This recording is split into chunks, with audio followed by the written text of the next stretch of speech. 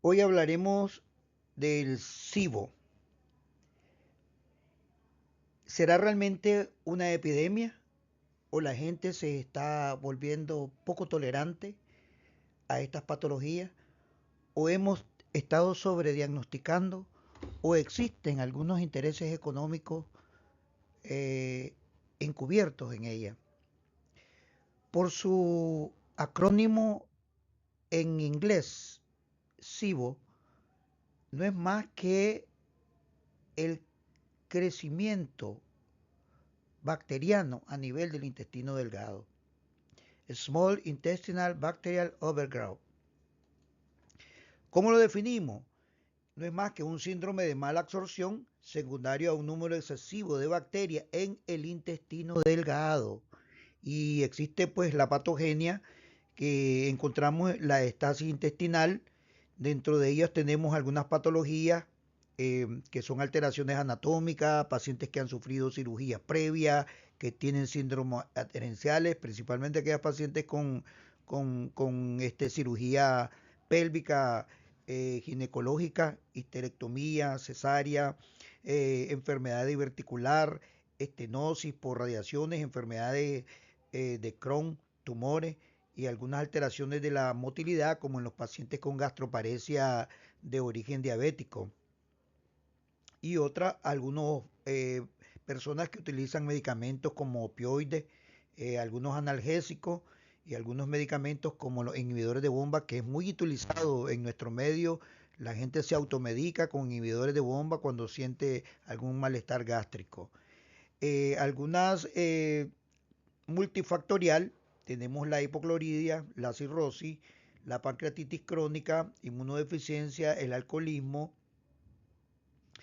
insuficiencia renal crónica en la fase terminal. Es muy frecuente que nosotros nos manden los internistas, pacientes que tienen problemas de dispepsia o distensión o hinchazón a nivel abdominal. Son pacientes que están en el servicio de hemodiálisis.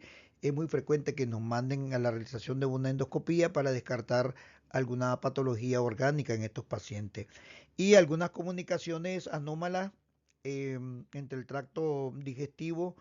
eh, Tenemos en este caso fístulas gástricas y ayunocólica y resección en pacientes de la válvula ileocecal, sobre todo aquellos pacientes que han tenido apendicitis complicada y que se le han hecho hemicolectomía derecha.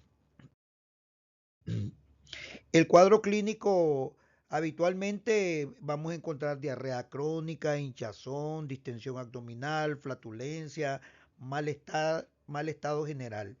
En casos más graves, nosotros podemos encontrar esteatorrea, síntomas constitucionales como son astenias, pérdida de peso, retraso del crecimiento en los niños, en la infancia, déficit de vitamina, sobre todo vitamina D, vitamina B, síndrome principalmente de mala absorción, disminución del colesterol. ¿Ya? En este caso vamos a encontrar muy bajo el colesterol en estos pacientes y osteoartritis, algunas enfermedades inmunológicas que están relacionadas con este tipo de personas, ¿no? El diagnóstico diferencial lo tenemos que realizar con la enfermedad celíaca, aquellos pacientes que tienen poca tolerancia a las proteínas, enfermedades inflamatorias intestinal como la enfermedad de Crohn, enfermedades, el síndrome de intestino irritable y algunas colitis ulcerativas, ¿no? Es necesario, son necesarios para el diagnóstico algunas condiciones y una de ellas es la presencia de uno o más factores de riesgo de sobrecrecimiento bacteriano, que son los que mencionamos anteriormente. Son pacientes que tienen cirugías previas, pacientes que se le hicieron hemicolectomía, pacientes que tienen enfermedad de Crohn, pancreatitis. Todos esos pacientes son candidatos a que puedan padecer de este problema de sobrecrecimiento bacteriano, ¿no? Tenemos también la clínica, hay que ver la parte analítica, si es compatible con este tipo de enfermedad y si hay buena respuesta al tratamiento médico, pues no vamos a dejar de pensar de que estamos frente al, al SIBO. ¿Cuándo vamos a establecer las sospechas clínicas?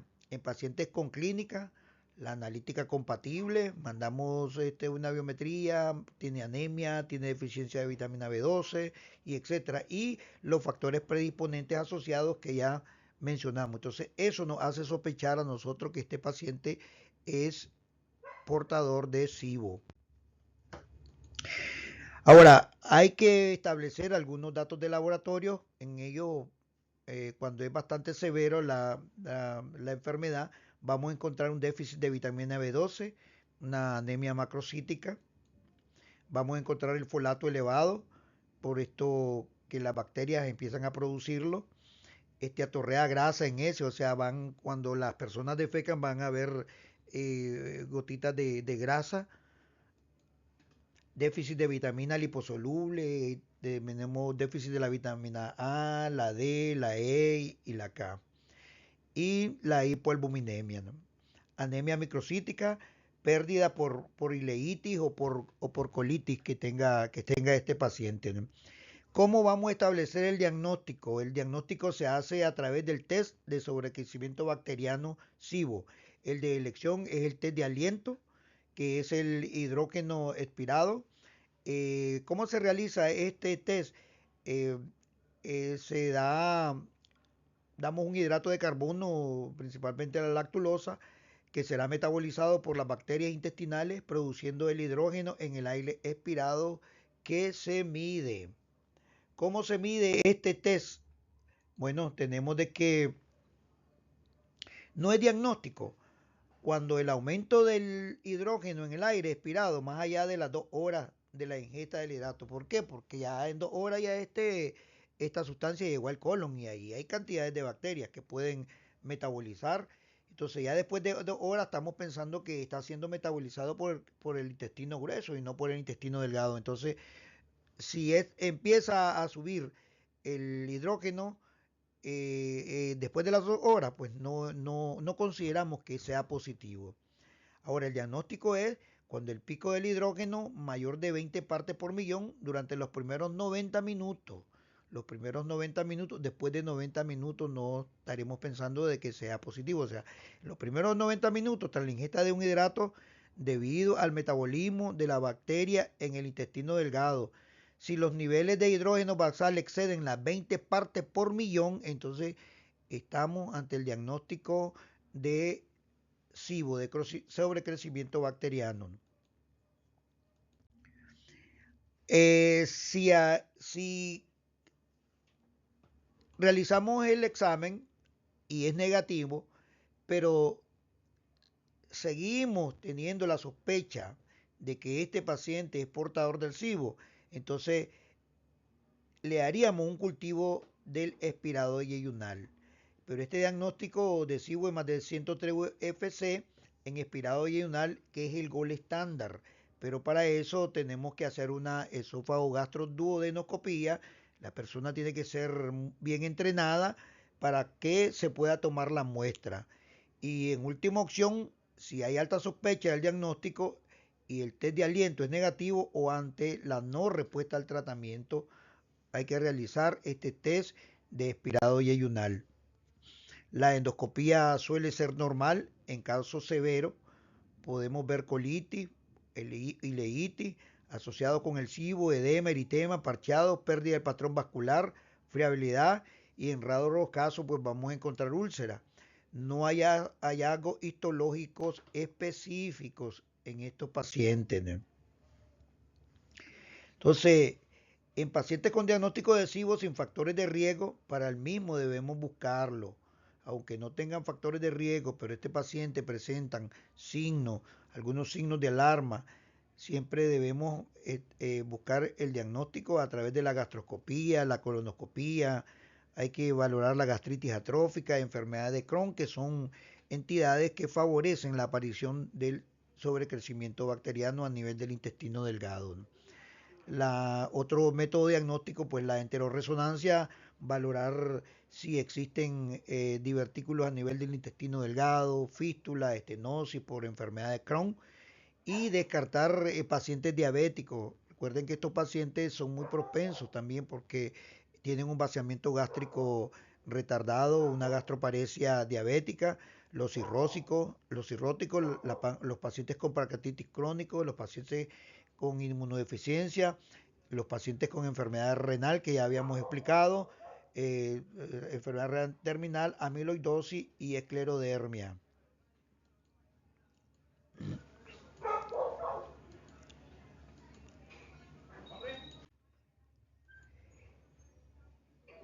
Si nosotros tenemos factores de riesgo asociados y si nosotros tenemos la clínica analítica compatible, entonces sospechamos de un sobrecrecimiento bacteriano. Realizamos el test de hidrógeno expirado, que ya lo explicamos. Si el test de hidrógeno expirado es anormal, entonces vamos a darle tratamiento de las condiciones asociadas. Hay que darle soporte nutricional. Recordemos de que crea una disminución de la absorción de las vitaminas, el ADEC, son gastropatías perdedoras de proteína porque no se absorben. Ya hablamos de que es un síndrome prácticamente de mala absorción. Y establecemos el diagnóstico, un ciclo de antibióticos de manera empírica, que vamos a hablar más adelante. Ya concluimos que si hay una respuesta, pues estamos frente a un paciente con sobrecrecimiento bacteriano. Si el test de hidrógeno expirado es normal, tenemos que reevaluar a este paciente porque si existen los factores de riesgo, tiene la sintomatología, vamos a repetir el test de aliento y expirado o expirado yeyunal o el aspirado yeyunal si persisten la sospecha en estos pacientes. Si es normal, pues no estamos frente a un paciente con sobrecrecimiento bacteriano y debemos de buscar otras causas, síndrome de intestino irritable, colitis ulcerativa, colitis microscópica, que es muy frecuente, muchas veces las colitis microscópicas, a veces la colonoscopía es normal, hay que tomar biopsia para poder definir si realmente hay una colitis microscópica o la colitis colágena o incluso la enfermedad de Crohn. El tratamiento, eh, el tratamiento pues prácticamente es empírico, pero nosotros hemos utilizado la dieta baja en FODMAP. Esto no es más que un acrónimo que hemos utilizado para poder recordar con facilidad eh, este tipo de tratamiento, que significa fermentable, olisacárido, disacárido, monosacárido y polioles. Estos se pueden recomendar en pacientes con mucha flatulencia. Aquellos pacientes, nosotros los hemos utilizado en pacientes con enfermedad de Crohn, colitis ulcerativa, síndrome de intestino irritable y nos ha permitido restablecer una mejoría en estos pacientes. Sobre todo que son dietas, pues que están exentos de estos componentes, aunque sean vegetales, que se fermentan con facilidad a nivel del colon y que van a producir todas las sintomatologías que presentan estos pacientes, ¿no? El otro componente es el corregir el factor desencadenante, por ejemplo, que exista una fístula enterocutánea, fístula vesical, vaginal, la fístula que se producen por la enfermedad de Crohn, la estenosis producida por la enfermedad de Crohn a nivel de intestino delgado, pues tenemos que corregir quirúrgicamente para que evitar el sobrecrecimiento bacteriano, ¿no? Es recomendable retirar los fármacos favorecedores antisecretores, por ejemplo, los inhibidores de bomba de protones. Nuestra población es muy dada a automedicarse. Si ya existe un síntoma gástrico superior, dispepsia, ya salen a la farmacia ingieren cualquier tipo de inhibidor de bomba o que si el vecino le dijo, entonces esto favorece el crecimiento bacteriano, también los antihistamínicos. Y aquellos fármacos que reducen la motilidad intestinal, como son los opiáceos, las benzodiazepinas, también muchos analgésicos, eh, que hay que utilizarlos con cautela y que sean recetados por un facultativo. Si sospechamos que tenemos un tránsito lento, añadir procinético de modo intermitente los diferentes eh, eh, proquinéticos, mosaprida, levosuprida, sinateprida, eso va a estar en dependencia de la elección que establezca su médico tratante intestinal. Corregir el déficit nutricional, no necesariamente pues tiene que ser visto por un nutricionista, vamos a darle los elementos que hagan falta, más frecuente vitamina B12 oral o IM, el hierro oral, el ácido fólico oral, el calcio, la vitamina D, todos los elementos que si estamos ante la presencia de un SIBO, pues ya sabemos de que tenemos mala absorción de muchas vitaminas, sobre todo la ADEC. También tenemos el tratamiento con antibiótico de manera empírica. El fármaco de elección se llama rifaximina, 200 miligramos, 2 comprimidos cada 6 horas durante 14 días por vía oral. Tenemos otra alternativa como el trimetoprim sulfametoxazol de 160 sobre 800 miligramos, un comprimido cada 12 horas durante 10 días. La ciprofloxacina, el metronidazol, la amoxicilina más ácido clavulánico, ¿no? Las pautas iniciales, en el caso de que dimos el tratamiento con un ciclo de antibióticos, tenemos que corroborar que realmente se dio la cura. Esto es como que nosotros pedimos un milagro y no corroboremos el milagro. Entonces, todo tratamiento hay que corroborarlo. Por ejemplo, en el tratamiento para el Helicobacter pylori, hay que corroborar la erradicación, pues no solo pensar de que le dimos el primer esquema y no corroboramos que hubo la erradicación del Helicobacter pylori. Igual, entonces tenemos que corroborar en el paciente con SIBO, o sea, sobrecrecimiento bacteriano, intestino delgado, tenemos que corroborar con las pruebas del test de aliento de hidrógeno para saber si realmente hemos disminuido la producción de estas bacterias que están produciendo esta cantidad excesiva del gas intestinal. Si existe recurrencia o no hay mejoría en los síntomas, hay que establecer otro nuevo ciclo de antibióticos y volver a repetir el test de aliento hasta estar seguro que hemos resuelto el problema de estas personas. Si hay persistencia de síntomas o la recurrencia tras 2 ciclos de antibióticos, bueno, vamos a probar con ciclo de antibiótico alternativo. Primero con rifaximina, tenemos todos los alternativos que hablamos, el trimetoprim sulfa, ciprofloxacina, eh, amoxicilina más ácido clavulánico. Eh, pero también hay que evaluar otras etiologías que están asociadas como el síndrome de intestino irritable, enfermedad de Crohn, colitis ulcerativa, colitis microscópica, colitis colágena, pancreatitis, una disfunción de la vesícula biliar que podrían estar dando las sintomatologías similares en estas personas. Pero tenemos que evaluar clínicamente pacientes, buscar factores desencadenantes que estén ocultos en pacientes con SIBO. Si existen múltiples recurrencias con factores de riesgo para el SIBO, bueno, mantengamos la profilaxia con antibióticos. Yo me gusta mantener eh, mensual, por lo menos una semana, con rifaximina. En caso de que no exista en el país rifaximina, pues metronidazol. Eso está de elección del médico que aborda estos casos. Entonces los antibióticos durante 5 o 10 días al mes, recomendable cambiar el antibiótico al menos cada 6 meses. Los probióticos no existen evidencia para su uso en el tratamiento del SIBO, así que no utilicemos probióticos en estos casos, ¿no? Acá tenemos la bibliografía que hemos consultado para poder hablar de este tema.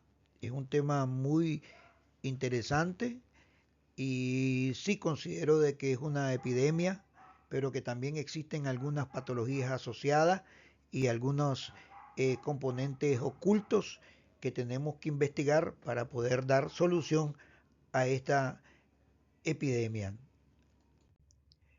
Muchas gracias y esperamos que haya sido de mucho provecho este tema y espero pueden escribirme para ver qué otros temas podemos hablar sobre la parte gastrointestinal. Buenas noches.